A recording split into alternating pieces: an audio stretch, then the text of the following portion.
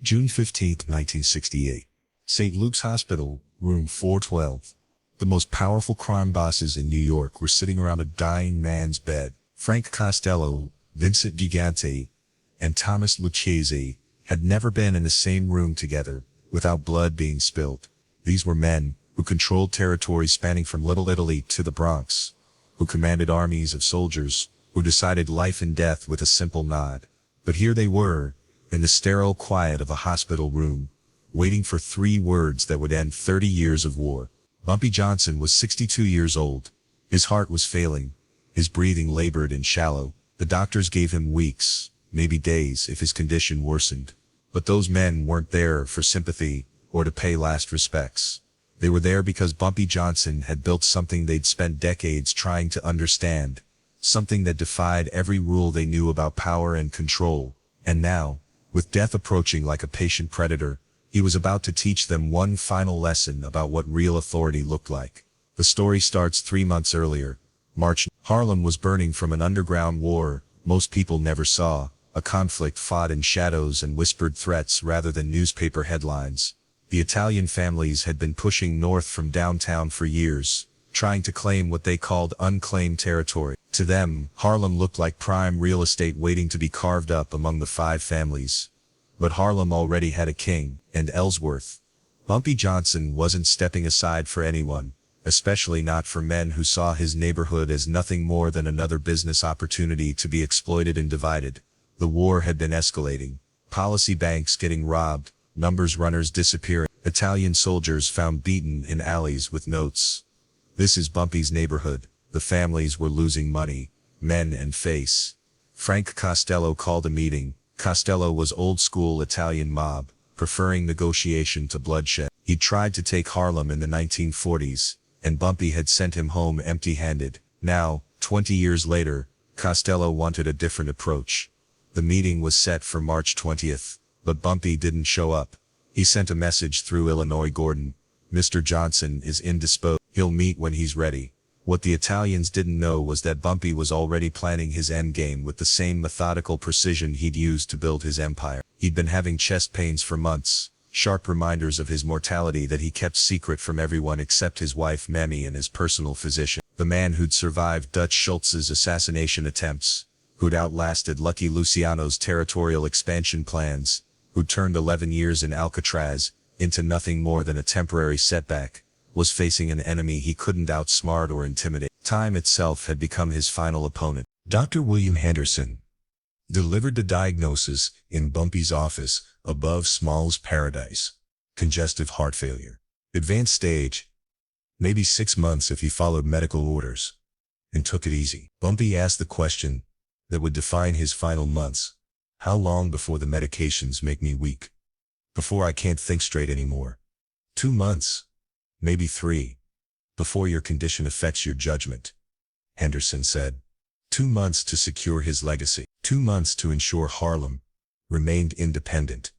2 months to win a war he wouldn't live to see finished. By May, word was spreading that Bumpy Johnson was sick.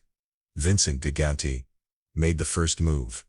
Gigante ran gambling in the Bronx and had been eyeing Harlem's numbers racket. His men started approaching policy runners. Work for us, or work for nobody. Most stayed loyal, but 3 switched sides, bringing customer lists and locations. Small betrayals. But in Bumpy's world, small betrayals were like cracks in a dam. Bumpy's response was surgical. The 3 traitors weren't beaten or killed. They were cut off. No credit, no protection, no access to networks they'd spent years building. Within 2 weeks, they were broke and desperate. The message was clear. No prosperity in Harlem without Bumpy Johnson's blessing. But Gigante escalated. On May 20th, 4 of his men walked into Jimmy's corner store on 25th Street, Bumpy's numbers headquarters. They weren't there to rob. They were there to claim it. "This is Gigante territory now," the lead enforcer announced. New management. The confrontation lasted 17 minutes. By the time Gigante's men left, they understood they'd made a critical error. They'd challenged Bumpy Johnson in front of his people, in his neighborhood. But instead of retaliation, Bumpy did something unexpected. He called a meeting. The message was delivered to Gigante's social club. Mr. Johnson requests the pleasure of your company. For dinner, Sunday evening, Small's Paradise. Gigante was suspicious. Bumpy Johnson didn't extend dinner invitations to enemies. This had to be a trap. He declined. Bumpy sent another invitation. Mr. Johnson insists on the pleasure of your company. Come alone. Insists. Carried weight. It meant the invitation wasn't optional. Gigante chose to come voluntarily. Sunday, May 28th, Small's Paradise was closed to regular customers. Its usual jazz and laughter replaced by an ominous quiet. Bumpy waited in the back room, the same table where he'd held court for 20 years. When Gigante arrived, he found not an army of protection, but a single old man sitting across from an empty chair. "Sit," Bumpy said quietly. His voice carried less physical power than before, but Gigante could feel the authority behind it like heat from a banked fire. The conversation lasted 2 hours. Nobody knows exactly what was said, but witnesses heard laughter at times, heated words that rose and fell like ocean waves, and long stretches of silence that seemed more threatening than any shouting. When Gigante finally emerged, his face was pale and his usual swagger was gone. He looked like a man who'd seen his own future and didn't like what he found there. The next day, every one of his men withdrew from Harlem completely. Word spread through New York's underworld like wildfire. Vincent Gigante had backed down from a sick old man. The other families took notice. Frank Costello requested a meeting. Unlike Gigante, Costello knew better than to underestimate Bumpy Johnson. If Gigante had been intimidated into retreat, Costello wanted to understand how. They met June 5th at Small's Paradise. Bumpy looked frailer. His hands shook when he reached for cognac. His breathing was labored, but his eyes remained sharp, calculating, dangerous. Costello got straight to the point. "You're dying, Bumpy. What happens to Harlem when you're gone?" Bumpy smiled. "That depends on whether you're smart enough to learn from Gigante's mistake." "What mistake was that?" "Thinking that power dies with the man who wields it." What happened next became legend. Bumpy Johnson, dying and outnumbered, explained exactly why the Italian families would never control Harlem, why their expansion plans were doomed. It wasn't a threat, it was an education. Bumpy talked about infrastructure, not buildings or roads, but the invisible infrastructure of trust, loyalty and community connection he'd spent 40 years building. He explained how Harlem's policy banks weren't just gambling operations, but community institutions that provided credit when banks redlined the neighborhood, settled disputes when courts couldn't be trusted, and maintained order in ways that formal law enforcement never could. He described the intricate network of relationships that ran from street corner lookouts to city hall politicians, from numbers runners who understood every family's struggles to prominent businessmen who depended on Bumpy's protection. This wasn't just organized crime, this was organized community, with Bumpy as the central figure who held everything together through respect earned over decades. "You see numbers and territory," Bumpy told Costello. "I see people and relationships. You want to take over my business? I built something you can't take over, because you can't become me. So what are you proposing?" "I'm proposing nothing. I'm telling you what's going to happen. Harlem stays independent. My people continue running operations. Your people find other opportunities. And if we refuse," Bumpy's smile grew colder, "then you'll discover that dying men have nothing left to lose." The meeting ended with a handshake, not agreement, but acknowledgement. Costello understood that fighting a dying Bumpy Johnson would cost more than defeat. By mid-June, Bumpy's condition was deteriorating. The medication made him drowsy during the day, but at night his mind remained sharp. Those nighttime hours became planning time, mapping out Harlem's future without him. He met with community leaders, policy operators, and longtime associates. The message was consistent. Unity after his death was the only guarantee of continued independence. But there was one more meeting to arrange. One final gathering that would settle Harlem's future. On June 14th, 3 invitations went out simultaneously. The message was identical.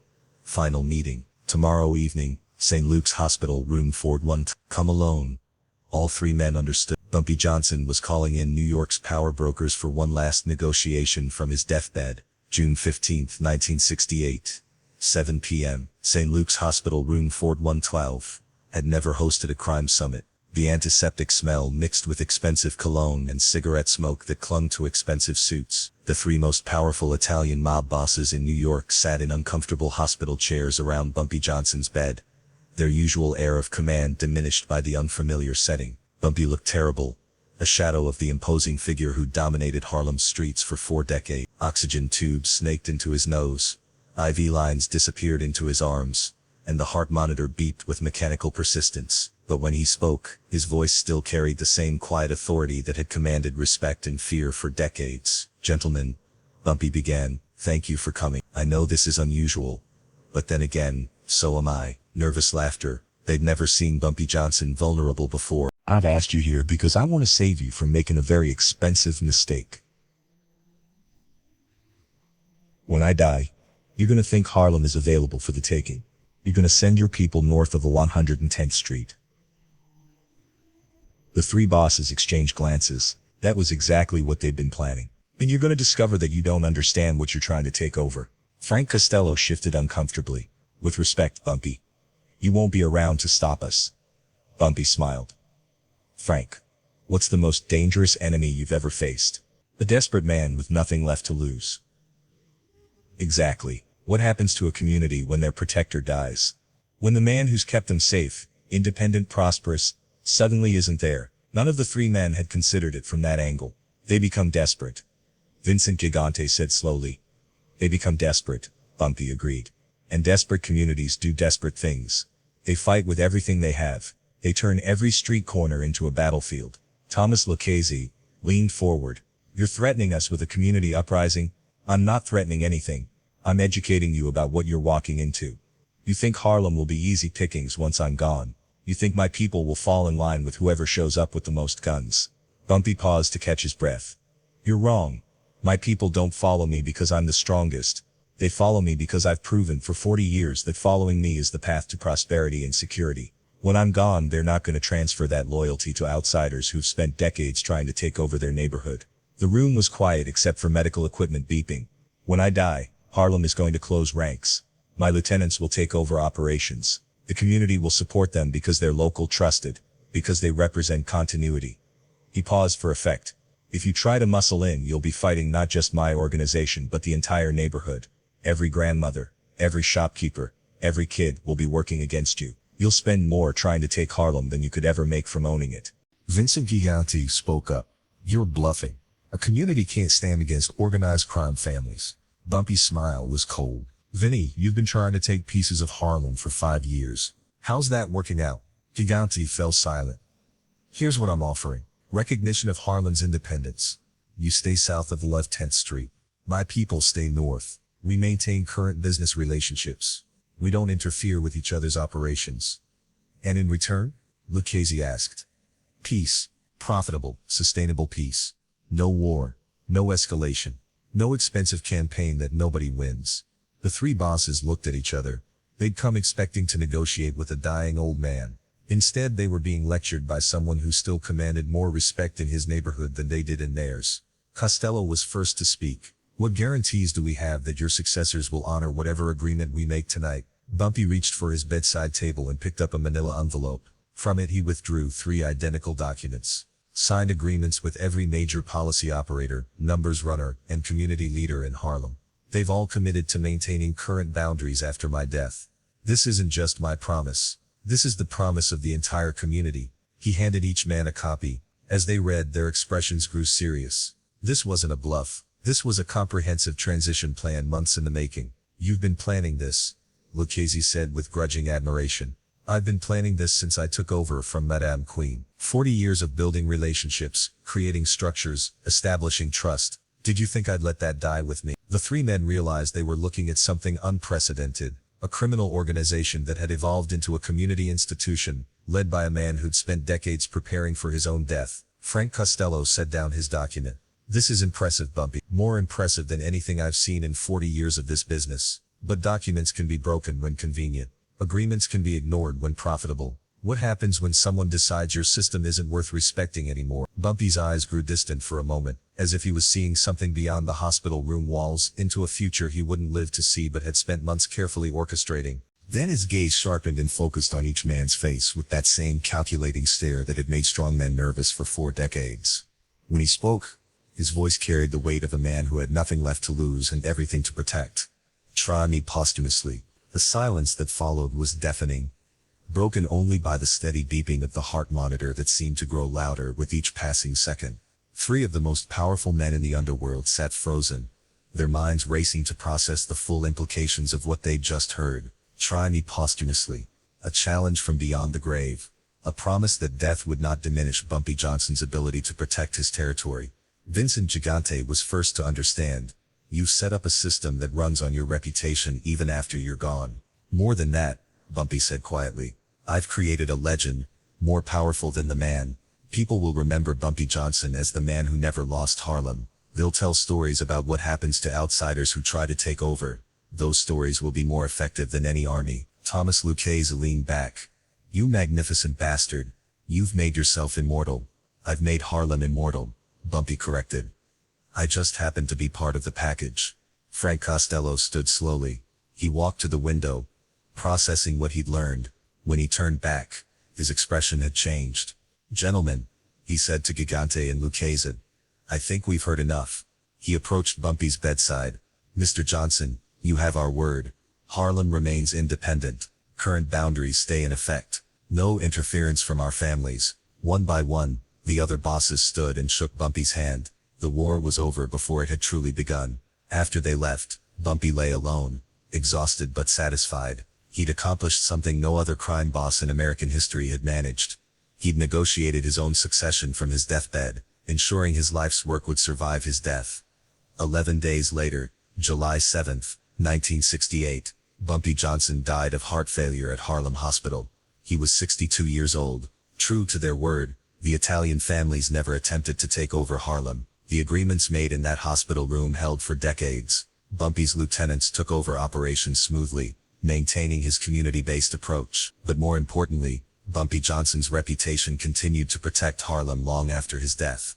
Stories spread about the man who'd faced down the entire Italian mob from his deathbed, about the neighborhood that stayed independent because one man had been smart enough to turn his own mortality into his greatest weapon. Try me posthumously. 3 words that ended 30 years of territorial warfare. 3 words that proved the most dangerous opponent isn't always the one who's still breathing. 3 words that made Bumpy Johnson immortal.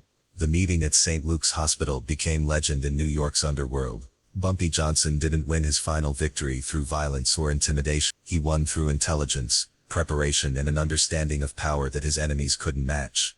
He proved that the strongest position isn't always the most aggressive one. Sometimes the strongest position is the one that makes fighting seem pointless. When people ask how one dying man convinced 3 crime families to abandon their expansion plans, the answer reveals something profound about power itself. Bumpy Johnson showed them that some battles cost more to win than they're worth, and some opponents become more dangerous in death than they ever were in life. In the end, Bumpy Johnson's greatest achievement wasn't surviving 40 years in a dangerous business. It was building something that could survive without him. He created a legacy stronger than the man, a reputation more powerful than reality. That's the real lesson of Bumpy Johnson's final meeting. Power isn't about what you can take, it's about what you can build, and what you build, if you build it right, can last forever.